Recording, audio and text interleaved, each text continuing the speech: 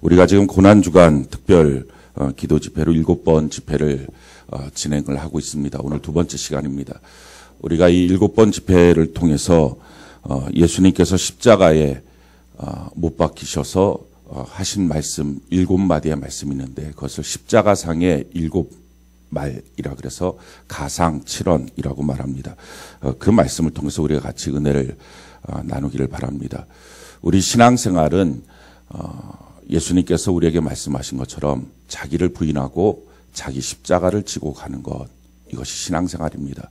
우리가 다 지금 신앙생활을 하고 있는데 도대체 신앙생활이 뭔지 이걸 우리가 정확하게 알지 못하기 때문에 신앙생활 하다가 중간에 흔들리기도 하고 시험 들기도 하고 또 중간에 회의감을 들기도 합니다. 그러니까 신앙생활이 뭔지를 우리가 정확하게 아는 것입니다. 우리 마태복음 16장 24절 우리 같이 한번 읽어봅시다. 시작. 이에 예수께서 제자들에게 이르시되 누구든지 나를 따라오려거든 자기를 부인하고 자기 십자가를 지고 나를 따를 것이니라. 그러니까 신앙생활은 예수님을 따라가는 삶인데 예수님을 따라가는 삶이라는 것은 자기를 부인하고 자기 십자가를 지고 따라가는 삶이다 하는 것입니다. 우리 평생에 이것을 잊으면 안 됩니다. 그러니까 신앙생활이 뭐냐? 나를 부인하고 나의 주어진 내 삶 속에서 주어진 예수님이 내게 주신 이 십자가를 짊어지고 예수님을 따라가는 삶, 이것이 바로 신앙생활입니다. 나를 부인하는 것. 그러니까 신앙생활은 한마디로 말하면 내가 좋아서 가는 길이 아니고 나를 부인하고 가는 길입니다. 근데 오늘날 많은 성도들은 내가 좋아서 신앙생활을 하다가 싫으면 멈춥니다. 그러니까 이게 신앙생활이 아닙니다. 신앙생활은 나를 부인하고 내게 주신 예수님의 십자가를 짊어지고 예수님을 따라가는 건데 나를 부인한다는 것이 안 되고 내가 무엇 때문에 좋고 말씀이 좋고 교제권이 좋고 교회가 좋고 성도들이 좋고 그러니까 내게 주시는 은혜와 축복이 좋고 그러니까 무엇인가 교회 안에서 나를 인정해주고 하나님이 나한테 무엇을 해주고 이게 다 좋아서 신앙생활을 합니다. 참 귀하고 감사한 일이지만 아직 그것은 온전한 신앙생활이 아닙니다. 좋아서 하는 것이 아니라 어느 순간부터는 내가 나를 부인하는 것부터가 진짜 신앙생활입니다. 그래서 내가 나를 부인한다는 것이 뭐냐면은 내가 갖고 있는 생각들을 예수님의 생각 앞에 굴복시키는 것입니다. 고린도후서 10장 4절 6절 우리가 좀 읽어볼까요? 시작.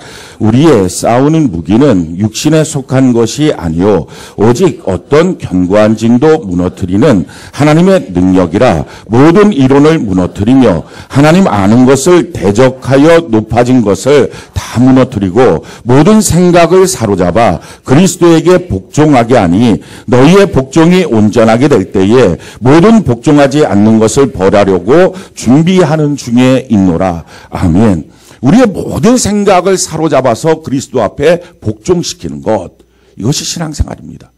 그러니까 하나님이 내게 말씀하셔서 내가 좋아서 예배드리고 좋아서 신앙생활하고 좋아서 봉사하고 근데 아직 거기까지는 정확하지 않은 겁니다. 이게 정말 신앙생활인지 아닌지 어느 순간에 판명이 됩니까? 어느 순간에 내가 좋아서 붙잡은 게 있어요. 좋아서 내가 잡을 수 있던 게 있어요. 그래서 그걸 붙잡고 있는데 하나님 말씀하시는 거예요. 나 그럴 때 놓을 수 있느냐? 하나님이 아브라함한테 말씀하시죠. 100세 얻은 아들 창세기 22장에 그 아들 놔. 내게 와서 번제로 드려. 그때 하나님께서 모리아산에서 번제로 드리려고 이삭을 잡아서 칼을 대고 있는 아브라함을 향하여 이제 너가 나를 경외하는 것을 이제야 내가 제대로 알았다. 하나님 말씀하십니다. 그러니까 우리 신앙생활은 언젠가는 바로 이와 같은 시점들이 있다는 것입니다. 거기서 증명되는 것입니다. 나를 부인하는 것. 그래서 내가 갖고 있는 생각, 내가 옳다고 생각하는 것들, 이런 것들을 하나님의 말씀 앞에 부인되는 것. 좋아서 하는 신앙생활이 아니라 부인되어서 하는 신앙생활. 거기서부터가 진짜 한 걸음 한 걸음의 신앙생활이 됩니다. 그래서 신앙생활 한마디로 이렇게 말하죠. 갈라디아서 2장 20절 우리가 좀 읽어봅시다. 시작. 내가 그리스도와 함께 십자가에 못 박혔나니 그런즉 이제는 내가 사는 것이 아니요 오직 내 안에 그리스도께서 사시는 것이라. 이제 내가 육체 가운데 사는 것은 나를 사랑하사 나를 위하여 자기 자신을 버리신 하나님의 아들을 믿는 믿음 안에서 사는 것이라. 내가 이제 더 이상 사는 것이 아닙니다. 내 안에 예수님이 사십니다. 이 고백이 필요합니다. 내가 지금부터 사는 것은 예수를 믿는 믿음으로 사는 것입니다. 이 말은 내가 나를 이제 믿지 않습니다. 내가 내 생각을 믿지 않겠습니다.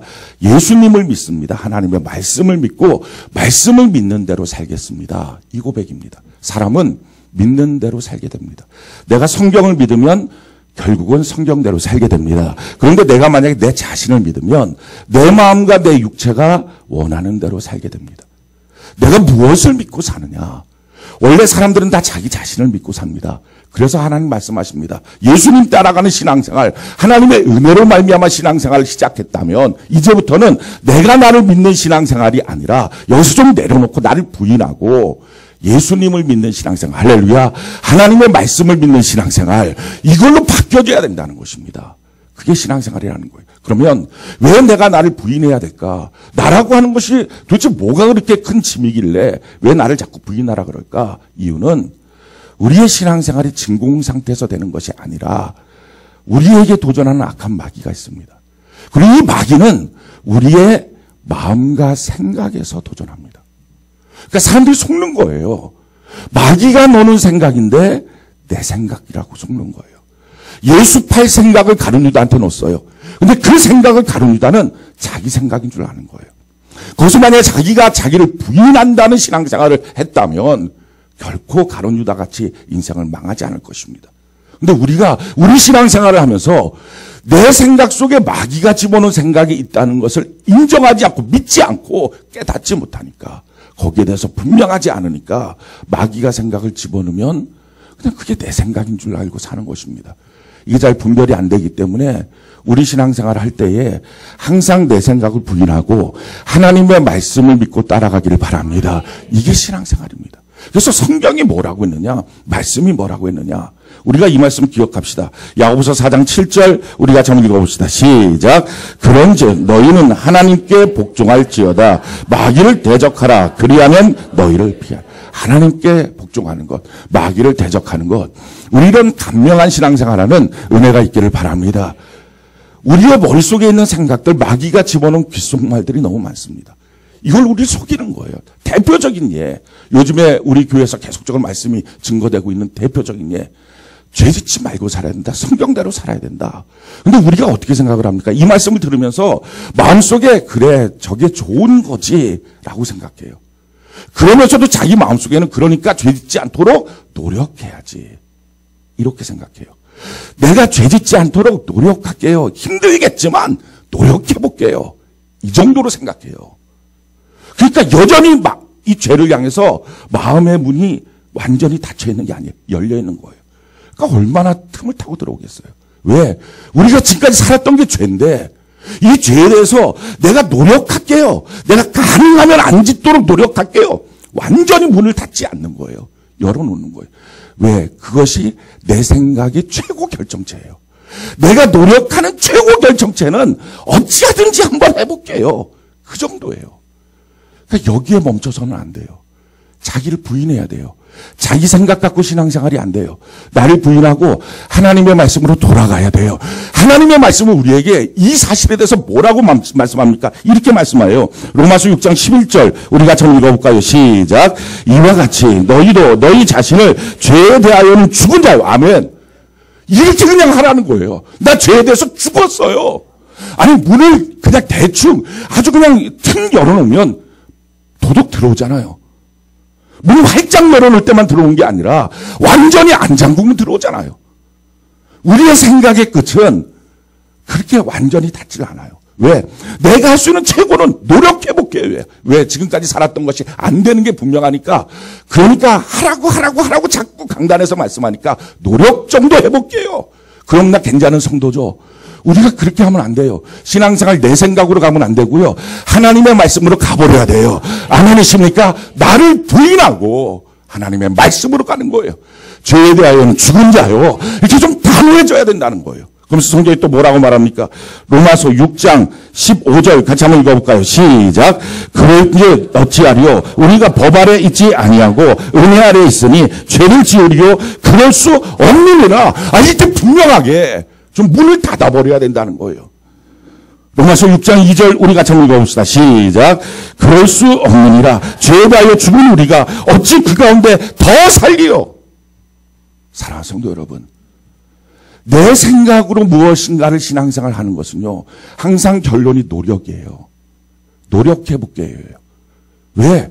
그것이 내가 할 수 있는 최선이라고 생각하니까. 그러니까 내가 하는 끝은 항상 마귀가 틈타요. 사랑하는 성도 여러분, 나를 부인하는 거예요, 신앙생활을. 아멘이십니까? 자기를 부인하는 거예요. 나는 죄에 대하여 죽었습니다. 죄 짓는 인생은 죽었습니다. 거기서 더 살 수 없습니다. 그렇게 딱 선포를 해서 마음의 문을 죄를 향하여 완전히 닫아놓지 않고 슬며시 열어놓으니까 이게 얼마나 틈을 탑니까? 그러니까 역시 안 돼. 역시 안 돼. 실패만을 반복하는 신앙생활이 된다는 것입니다. 오늘 우리가 완전히 나를 부인하는 은혜가 있기를 바랍니다. 완전히 나를 부인하고 주의 말씀으로 돌아가는 은혜가 있기를 바랍니다. 어떤 사람 그렇게 말합니다. 어떻게 그러냐고. 아니 그러면 우리가 말씀을 믿겠다고 결단하고 지금 이 시간 모여있는 성도들인데 어떻게 그러냐 그러면 그 믿음의 근거가 도대체 뭡니까? 뭘 믿고 사는 겁니까? 우리 신앙생활 대충 종교적인 습관이 아니라 살아계신 예수님을 진실로 믿고 있다면 예수님의 말씀을 그대로 믿고 사는 은혜가 있기를 바랍니다. 또 한 가지 뭡니까? 나를 부인하고 그 다음에요. 예수님이 나의 삶의 한복판에 주신 내게 주신 십자가를 내가 짊어지고 주님을 따라가는 것. 이것이 신앙생활입니다. 근데 많은 사람들이 내가 짊어져야 될 십자가가 무엇인지를 잘 모릅니다. 그래서 어떤 경우에는요. 자기 가족이 다 십자가라 그래요. 자기 남편이 십자가. 부인들 중에서는 남편이 십자가라는 사람 너무 많아요. 뭐 결혼하면 예수님이 십자가 하나씩 다 짊어집니까? 다 애 낳으면 애가 십자가라 그러고 뭐 봉사를 해야 되는데 애가 십자가라서 그 애는 뭐 태어날 때부터 운명이 십자가입니까? 뭐 다 십자가 다 십자가. 어떤 사람 직장생활이 십자가. 어떤 사람 심지어 교회 안에 봉사가 십자가래요. 그러면 도대체 이게 십자가가 뭔지를 모르는 거예요. 그러니까 십자가를 생각할 때 사람들은 자기가 하기에 조금 힘들면 다 십자가라고 생각해. 그게 아니에요. 하나님께서 우리에게 짊어지게 하신 십자가가 있어요. 그 십자가를 우리에게 가르쳐 주시는 거예요. 그게 십자가상에서 7마디의 말씀을 하시면서 십자가가 무엇인지를 우리에게 가르쳐 주시는 거예요. 그리고 이걸 우리 보고 짊어지라 하는 것입니다. 어저께 첫 번째 우리가 짊어져야 될 십자가, 용서의 십자가입니다. 이 용서의 십자가 우리가 언제 져야 됩니까? 죄가 발견될 때 지는 겁니다. 이거를 어저께 지었던 사람도 있고요. 어저께 지지 않아도 되는 사람들도 있었을 거예요. 어저께 자기의 주변에 죄가 너무 많이 발견된 사람은 이 십자가 져야 되고요. 자기 주변에 지금 편안해요. 짊어질 게 별로 없어요. 그런 사람들은 뭐 억지로라도 이걸 짊어지는 게 아니고요. 그냥 갖고 있는 거예요. 그러다가 어느 날 죄가 발견될 때 이 십자가를 지는 것입니다. 기억하십시오. 죄가 발견될 때 정죄하는 게 아니라 비판하는 게 아니라 분노하는 게 아니라 다투는 게 아니라 그리고 너 이거 갖고 어떻게 살 거야? 너 이거 갖고 죽어. 말하는 게 아니라 자기 가정 안에 죄가 발견되거든. 자기 주변에서 죄가 발견되거든. 이거구나. 주님이 짊어지라고 하는 십자가가 이거구나 하고 용서의 십자가 내가 짊어지고 너가 죽는 게 아니라 내가 그 십자가에게서 죽으면 그 가정 안에 죄가 끊어지게 될 줄로 믿습니다. 이게 하나님이 우리 보고 지라고 하시는 십자가예요. 죄를 끊는 방법이 심판이고 판단이고 정죄라면 우리 예수님이 그 방법을 쓰셨을 겁니다. 근데 인류의 죄를 끊는 방법이 심판이고 판단이고 정죄가 아니에요. 용서였어요. 주님의 용서를 통해서 우리가 은혜를 받고 구원을 받은 것입니다. 동일합니다. 우리 가정의 죄를 끊는 것, 우리 인생의 죄를 끊는 것 용서입니다. 죄가 발견될 때 용서의 십자가를 짊어지는 은혜가 있기를 바랍니다. 오늘 두 번째 십자가입니다. 오늘 두 번째 십자가의 핵심, 십자가가 뭐냐? 구원이 십자가다 하는 걸 주님이 말씀하십니다. 십자가 없는 구원은 없습니다. 십자가를 통과하지 않고 구원받을 수 있는 길은 없습니다. 만약에 십자가가 없는 구원이 있다면 예수님이 십자가를 안 지었을 겁니다. 사람들을 구원하는데, 저와 여러분들 구원하는데 십자가가 필요가 없었다면 예수님은 십자가 안 지었을 겁니다. 반드시 구원이 있으려면 십자가가 있어야 됩니다. 자, 그렇다면요. 우리 주변에 누군가를 지금 우리가 전도 대상자로 품고 복음 전하고 그를 구원시켜야 되겠다면, 우리 가족들 가운데 누군가를 구원시켜야 되겠다면 십자가 없이 구원이 있을 수는 없습니다. 그 사람 구원하기 위해서는요, 반드시 내가 십자가 져야 됩니다. 날 구원하기 위해서 예수님이 십자가를 지셨다면 내가 내 남편, 내 아내, 내 자녀, 내 직장 동료 누군가를 내 마음속에 주님께서 구원하라고 전도 대상자로 내 마음속에 주셨다면 저절로 구원받지 못합니다. 십자가 져야만 구원을 받습니다. 오늘 이 광경은 예수님이 십자가에서 못 박혀서 두 번째 하셨던 말씀입니다. 십자가에서 못 박혀 있을 때 사람들이 와서 다 예수님을 조롱합니다. 얼마나 사람들이 예수님을 조롱하냐면은 예수님을 십자가에 못 박혀 죽을 때 강도들 사이에서 못 박아 죽였습니다. 그러니까 너도 강도야, 이렇게 말한 거예요. 아주 최대한 죽는 자리까지 모욕할 수 있는 최고의 방법으로 모욕하고 죽인 거예요. 강도들 사이에서 죽인 거예요. 그런데 그러면서 그 십자가에 못 박힌 예수님을 향하여 지나가는 모든 사람들이 예수님을 희롱하고 조롱합니다. 마태복음에 보면 이렇게 말씀합니다. 마태복음 27장 38절로 44절 우리 같이 한번 읽어볼까요? 시작. 이때 예수와 함께 강도 둘이 십자가에 못 박히니 하나는 우편에 하나는 좌편에 있더라. 지나가는 자들은 자기 머리를 흔들며 예수를 모욕하여 이르되 성전을 헐고 사흘에 짓는 자여 내가 만일 하나님의 아들이여든 자기를 구원하고 십자가에서 내려오라 하며 그와 같이 대제사장들도 서기관들과 장로들과 함께 희롱하여 이르되 그가 남은 구원하였으되 자기는 구원할 수 없도다. 그가 이스라엘의 왕이로다. 지금 십자가에서 내려올지어다. 그리하면 우리가 믿겠노라. 그가 하나님을 신뢰하니 하나님이 원하시면 이제 그를 구원하실지라. 그의 말이 나는 하나님의 아들이라 하였도다 하며 함께 십자가에 못 박힌 강도들도 이와 같이 욕하더라. 그러니까 지금 지나가는 모든 사람이 예수님을 향하여 희롱합니다. 모욕합니다. 야, 너가 하나님의 아들이라며 내려와봐, 내려와봐. 그런데 옆에 있던 강도들 둘도 똑같이 욕을 합니다. 근데 그러다가 오늘 성경 본문에 보니까 한 강도는 계속 욕하는데 한 강도는 마음이 바뀌었어요. 이 사람이 왜 마음이 바뀌었을까? 성경엔 그 기록이 없지만 아마도 예수님께서 저들의 죄를 용서하여 주옵소서라는 용서의 복음이 선포될 때 그 안에 죄가 있을 때 용서의 복음이 선포될 때 그 강도가 그 말을 듣고 눈이 열려진 거예요. 사랑하는 성도 여러분, 죄가 발견될 때 우리가 용서의 십자가를 짊어지면 다 바뀌어지진 않습니다. 그래서 여러분들 실망하지 않으셔야 돼요. 내가 죄가 발견될 때 내가 용서의 십자가를 억지로 그 가운데 짊어져서 내가 못 바뀌어 죽겠다 하면 남편도 바뀌고 자녀도 바뀌고 아내도 바뀌고 다 바뀌어서 천국 가정 될 것이다. 그럴 수도 있습니다. 그런데 구원받기로 작정된 사람이 아니면 용서의 십자가를 더 희롱합니다.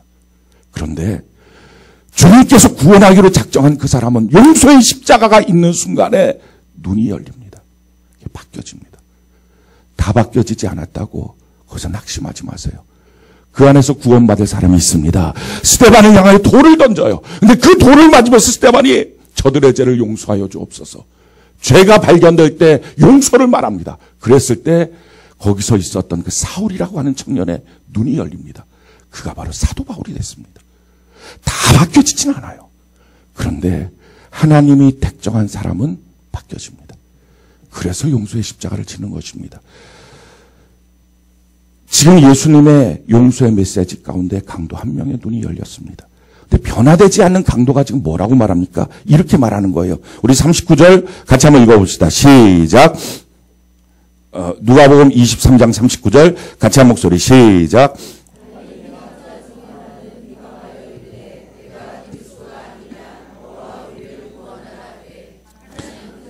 아멘. 거기까지요. 한 강도가 지금 뭐라고 말합니까? 너가 지금 그리스도 아니냐? 너가 나를 좀 구원하라. 너도 구원하고 지금 그렇게 말합니다. 그럼 내가 믿어줄게.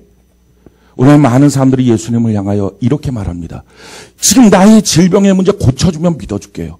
이 물질의 문제 해결하면 믿어줄게요. 내 갈등의 문제, 내 마음의 상태의 이 문제를 해결해주면 믿을게요. 라고 말합니다. 심지어는 예수 믿는다고 하는 성도들 중에서도 이 문제 해결하면 믿을게요. 이 문제 해결하면 믿을게요. 이게 지금 욕하고 희롱하는 강도입니다. 여러분들의 믿음은 무엇입니까? 문제 해결하면 믿을게요. 이거 돈 주면 믿을게요. 병 고쳐주면 믿을게요. 오늘날 교회 안에 이 믿음이 너무 꽉 차 있습니다. 근데 용서로 말미암아 눈이 띄어진 구원받은 강도, 이 구원의 길이 무엇인지가 우리가 좀 정확하게 알아야 됩니다. 구원받은 강도는 어떻게 지금 주님을 바라봅니까? 그 십자가 위에서 이렇게 말합니다. 40절 우리 같이 한번 읽어볼까요? 시작.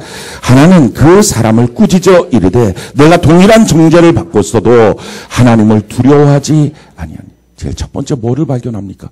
두려우신 하나님을 발견합니다. 사람이 두려운 존재가 없는 사람은 가장 불행한 사람입니다. 자기가 어떤 상태로 자기 마음이 막 진행될 때 이 진행되고 있는 자기 마음을 멈춰 세울 사람이 자기밖에 없다면, 내 마음을 내가 고쳐 먹어야만 세워지는 사람이라면 이 사람 지옥을 향하여 달려갈 수밖에 없습니다. 마귀가 그 마음을 내버려 두지 않습니다. 내 마음이 막 진행돼도 두려운 존재가 있는 사람. 그래서 가정 안에서 가정이 제대로 되려면 무서운 사람이 한 명은 있어야 자녀가 제대로 큽니다. 무서운 사람이 있는 사람. 지금 여러분들이 무서운 존재. 그래서 구원 얻는 사람들의 가장 첫 번째는요, 두려운 하나님, 경외하는 하나님을 발견합니다. 오늘날 교회는요, 사랑의 하나님만 알아요. 그건 다음번의 문제예요. 두려우신 하나님을 모르면 사랑의 하나님도 모르는 거예요. 아, 내 문제를 해결해 주세요. 이거 도와주세요. 아, 이 문제 해결해 주셔야 됩니다. 그래서 턱턱 해결해 주는 신앙으로만 신앙이 성장했다면, 그래서 하나님은 알고 있다면, 그래서 하나님 은혜의 하나님, 사랑의 하나님, 축복의 하나님으로만 알고 있다면, 어느 날 자기 마음이 죄로 달려갈 때 누가 그 죄에 달려가는 자기 마음을 막아설 수 있습니까? 어떻게 죄를 이기며 삽니까? 어떻게 죄를 이기며 살지도 못했는데 천국에 갑니까?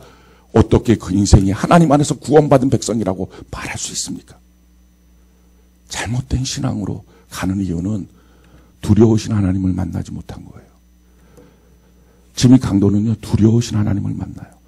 사랑하는 성도 여러분, 신앙의 첫걸음은요, 두려운 하나님을 만나는 거예요. 오늘 저는 이 시간에 저도 여러분도 두려운 하나님을 만나는 은혜가 있기를 바랍니다. 두려운 하나님을 만나지 못하면 이게 신앙의 첫걸음이거든요. 이걸 못 만나면 신앙생활 아직 잘 시작한 게 아니에요.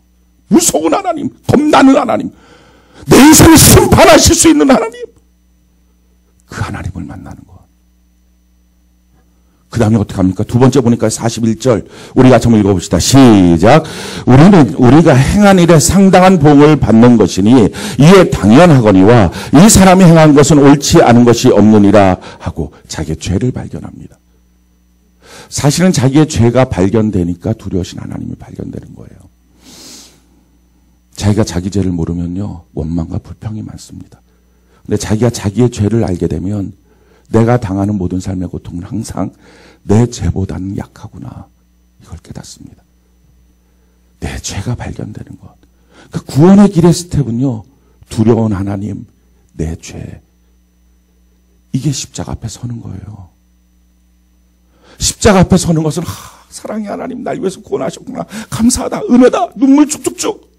그 전에 뭐가 있어야 되냐면은 두려우신 하나님, 내 죄가 발견돼서 이 죄로 말미암아 나는 지옥 갈 수밖에 없구나, 이 운명 가운데 나는 어떻게 살까, 막 이게 막 덜덜 떨리는 거. 그러다가 이 죄의 문제 해결할 길을 보니까 예수님, 내 죄 때문에 십자가에 못 박혀 죽으신 예수님, 그 주님 앞에서 너무나 고맙고 감사하다고 고백하고 무릎 꿇는 것, 이게 구원이에요. 그리고 세 번째 무엇을 발견합니까? 42절 우리 같이 한번 읽어볼까요? 시작. 이르되 예수여 당신의 나라에 임하실 때 나를 기억하소서. 눈이 열려서 천국을 바라봅니다. 천국을 바라봤다는 말은요, 지옥을 바라봤다는 거예요. 영원한 세계가 발견됩니다. 그러니까 구원의 이 스텝이라고 하는 것은요, 항상 동일합니다.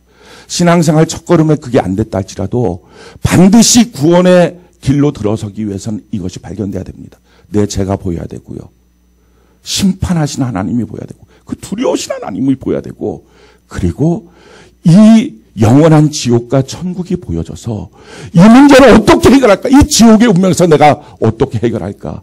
하다가 그 몸부림 가운데 발견되는 것. 십자가 앞에서 날 사랑하신 하나님. 그때 가서 발견하는 거예요.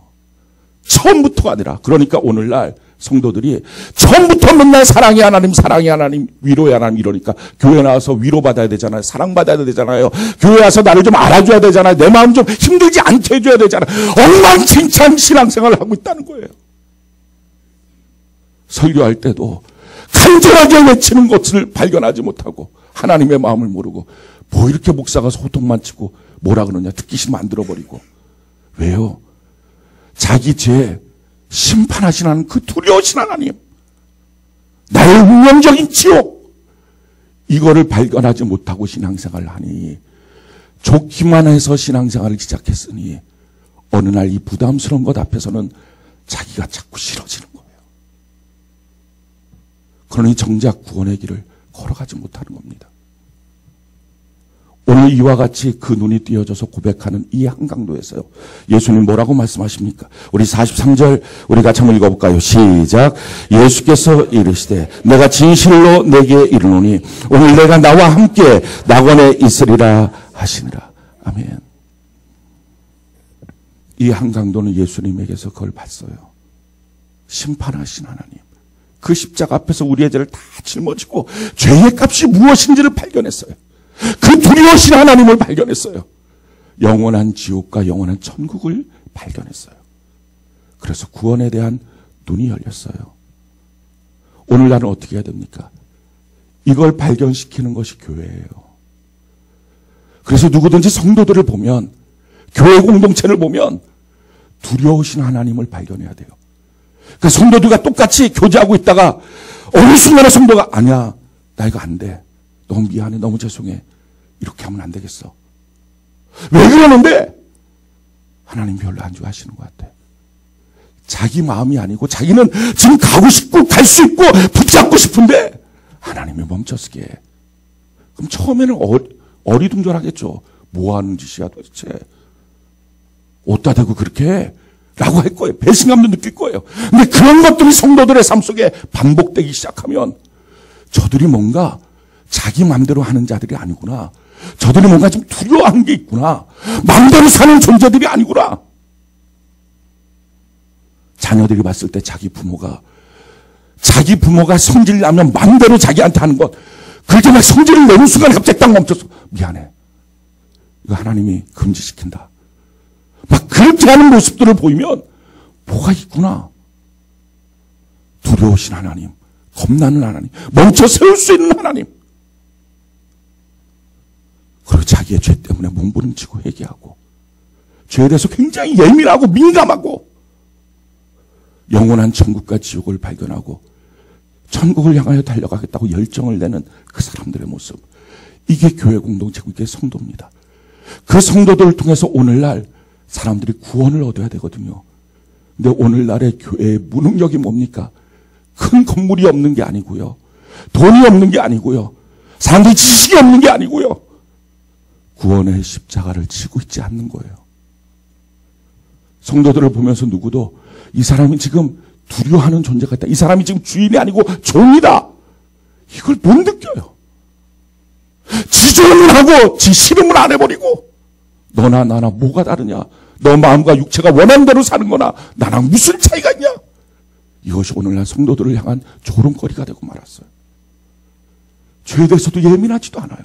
물론 일반적인 사람들보다는 조금은 깨끗할 수 있지만 조금은 깨끗한 정도지 죄에 대해서 막 예민해서 죄에 대해서 내가 죽었습니다. 이 고백을 안 해요. 내 평생 죄짓지 않고 살겠습니다. 조심 죄짓지 않겠습니다. 난 성경대로 살겠습니다. 이 고백도 없어요. 이런 삶도 없어요. 그를 봤을 때 영원한 천국도 지옥도 안 보여요. 너 왜 그렇게 사니라고 물어봤을 때 지옥이 있으니까. 조나단 에드워드 목사님은요. 죄를 짓고 있는 사람한테 1분만 지옥에 보내줬다면 그 사람은 평생 죄 짓지 않을 것입니다. 이렇게 말씀했어요.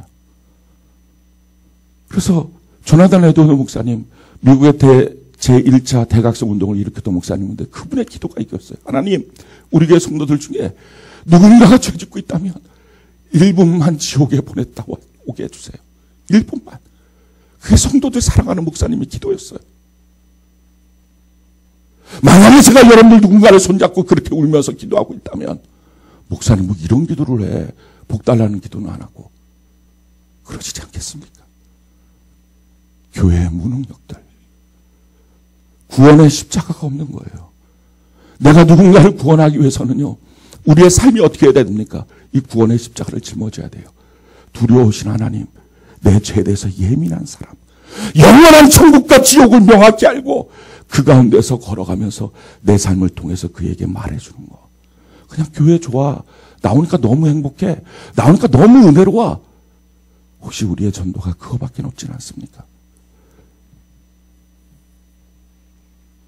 사랑하는 성도 여러분, 오늘 우리가 지어져야 될 이 십자가, 주님이 내게 주신 이 십자가, 구원의 십자가, 우리의 삶의 한복판에서 이걸 짊어지고 우리가 주님 앞에 가서 주님과 함께 십자가에 못 박혀 죽는 건, 이럴 때 생명의 역사, 구원의 역사가 우리를 통해 나타나게 될 줄로 믿습니다.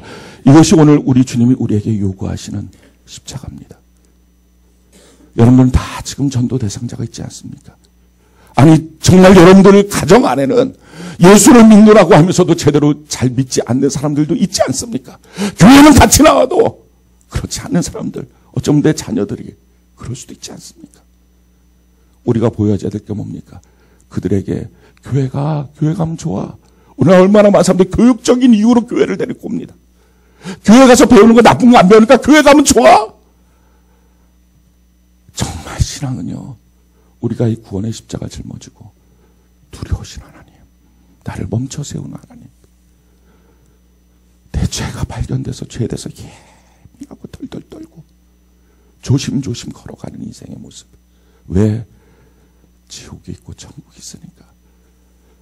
지옥 갈 나의 운명 천국으로 바꿔주신 우리 하나님 앞에 그래서 감사하고 주님 사랑하는 모습. 이것이 우리의 신앙의 삶이 되고 우리가 짊어져야 될 이 구원의 십자가 짊어지고 사는 그 은혜가 있어서 우리에게 맡겨주신 영혼들 우리가 살리는 은혜가 있기를 예수님 이름으로 축원합니다. 우리 교회가 이와 같은 구원의 십자가를 짊어지는 교회 됩시다. 그래서 저와 여러분들이 두려운 존재가 있는 사람들로 사람들에게 보여주면 좋겠어요. 그런 사람이 세상에서는요 어처구니 없는 사람들 거예요. 같이 모여서 왁작지껄 떠들다가 누군가 지나가면 지나가는 사람 신경 안 쓰고 다 떠들어요. 근데 그 지나가는 사람이 자기가 음치를 두려워하는 뭐 자기 아버지든지 누구예요. 그럼 그 중에 있는 한 명 벌떡 일어나서 가만히 있을 거예요. 그럼 주변 사람들이 뭐 하는 짓이야? 불이익에게. 그래도 그 소리가 안 들려요. 두려운 존재 있으니까. 이런 성도의 모습. 난 하나님이 있어. 난 하나님 앞에 서 있어. 이 죄를 지을 수 없어. 내 인생을 지옥에서 천국으로 바꿔주신 그 사랑의 하나님, 난 그 주님을 믿어. 이 구원의 십자가 짊어지고 복음 증거하는 저와 여러분들 되는 은혜가 있기를 예수님 이름으로 축원합니다.